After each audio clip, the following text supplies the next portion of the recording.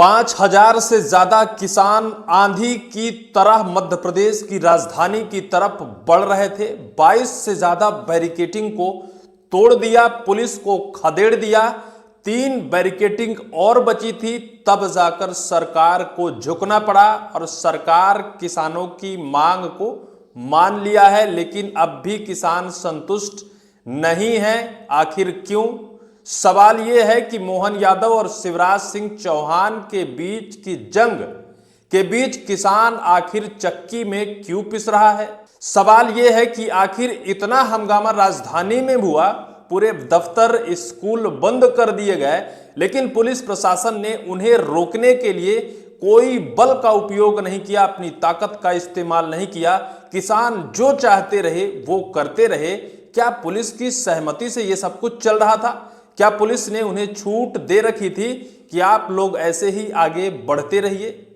क्या मध्य प्रदेश सरकार के पीछे की अंदर की इनसाइड स्टोरी कुछ और है? किसानों की मांग को लेकर, किसानों की मांग सिर्फ इतनी थी कि वो मोहन यादव जी से बैठकर बात करना चाहते हैं।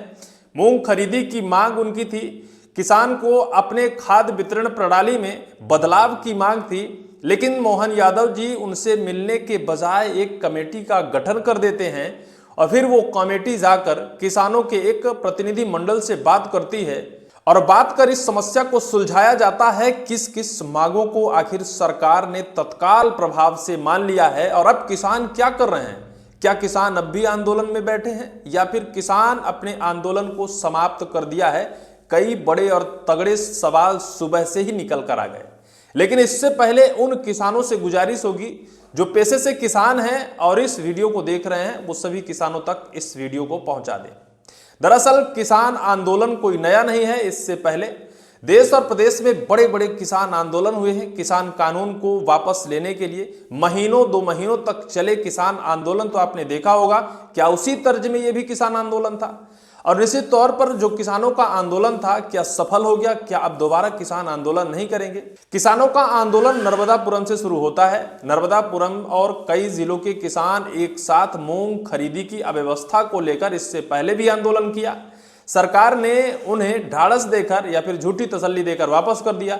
लेकिन इस बार किसान जब 28 जुलाई को इस आंदोलन की हुंकार भरते हैं तो सरकार के सिस्टम फेल हो जाते हैं। पुलिस प्रशासन की सारी व्यवस्थाएं धरी की धरी रह जाती हैं।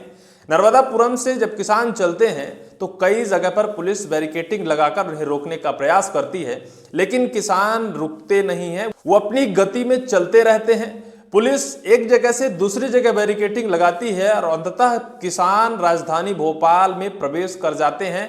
और जब भोपाल में प्रवेश कर जाते हैं तो प्रशासन को यह अंदेशा होता है कि ऐसा ना हो कि किसान सीएम हाउस का घेराव करने में सफल हो जाएं। शिवराज सिंह चौहान के आवास को जाकर घेर लिया जाता है। चारों तरफ से पुलिस व्यवस्था लगा दी जाती है, चाक चौबंद व्यवस्था कर दी जाती है कि किसान प्रवेश ना कर सकें। और किसान है कि सारी बैरिकेटिंग को तोड़ते हुए आगे बढ़ रहे थे।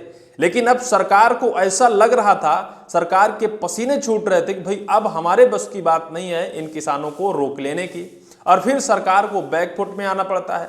सरकार एक कमेटी का गठन करती है। उस कमेटी में 5 मध्य प्रदेश के राज्य मंत्रियों को शामिल किया जाता है और वो किसानों से वार्तालाप करते हैं, उनके प्रतिनिधिमंडल से उनके सवाल लेते हैं और फिर उस पर जवाब देते हैं। किसानों की मांग थी कि मूंग खरीदी का कोटा 100% मध्य प्रदेश में किया जाए और वहीं ई टोकन व्यवस्था जो खाद्य वितरण प्रणाली है उसे बंद किया जाए और किसान संबंधी समस्याओं को समाप्त किया जाए। सरकार इसे माना है, लेकिन कैसे माना है? सर्वप्रथम ई टोकन प्रणाली जो खाद्य वितरण व्यवस्था है उसको लेकर तत्काल में किसान ने रोक लगा दी है। जो ऑनलाइन वितरण व्यवस्था है उस पर सरकार ने रोक लगाई है और कहा है कि अभी हाल ही में जो कुछ चल रहा था, जिस नियम के तहत खरीदी व्यवस्था थी, उस खरीदी व्यवस्था को समाप्त किया जाता है। दूसरी मांग किसानों की थी, मूंग खरीदी को लेकर 100% कोटा बढ़ाया जाए।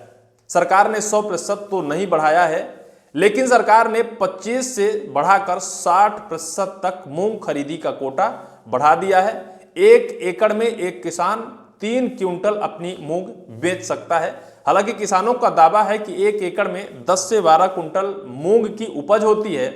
अगर सरकार सिर्फ 3 क्विंटल खरीदेगी तो आखिर किसान कैसे उनकी अनाज की खरीदी होगी या फिर कैसे वो खेती कर पाएंगे। अब भी किसानों की समस्या है, लेकिन आगे और दिलचस्प कहानी है। सबसे पहले हम मोहन यादव की उस कमेटी में कितने मेंबर्स थे और कौन कौन थे ये भी बताता हूं। आज ये कमेटी भारतीय मजदूर संघ के साथ विभिन्न किसान संगठनों के प्रतिनिधियों के साथ चर्चा करेगी।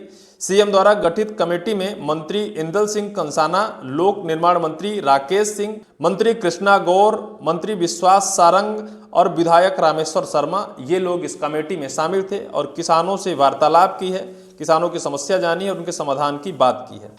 कि 60% मूंग खरीदी का ऐलान, अब भी क्यों नाराजगी है? 4 लेयर बैरिकेडिंग तोड़ी, क्या पुलिस ने जानबूझकर घुसने दिया? अब आगे क्या करेंगे किसान, ये है। और दूसरा सवाल है कि किसान बोले शिवराज मोहन की खींचतान में सड़क पर उतरना पड़ा। सवाल, सीएम रहते कोटा बढ़वाते थे शिवराज, कृषि मंत्री बने तो इस बार क्यों नहीं बढ़ा? ये सबसे बड़ा तगड़ा सवाल है। किसान बोल रहे हैं कि शिवराज और मोहन के बीच जबरदस्त खींचतान है और इसी खींचतान की वजह से किसानों को सड़कों पर उतरना पड़ा।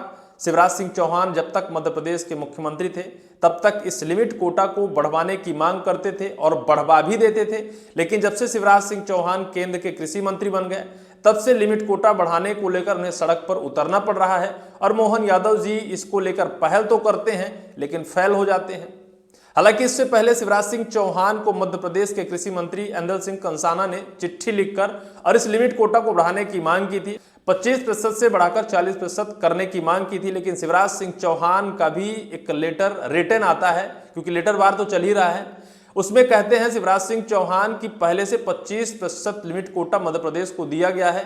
पूरे देश में सबसे ज्यादा मूंग खरीदी का लिमिट कोटा मध्य प्रदेश को दिया गया है। 87% मूंग खरीद सकता है मध्य प्रदेश, पूरे देश में जितनी लिमिट है। और इसके बावजूद भी मध्य प्रदेश सरकार अब तक यानी 16 जुलाई तक मध्य प्रदेश सरकार सिर्फ और सिर्फ 2% जितना लिमिट कोटा दिया गया था उसका सिर्फ 2% ही मूंग खरीद पाई थी।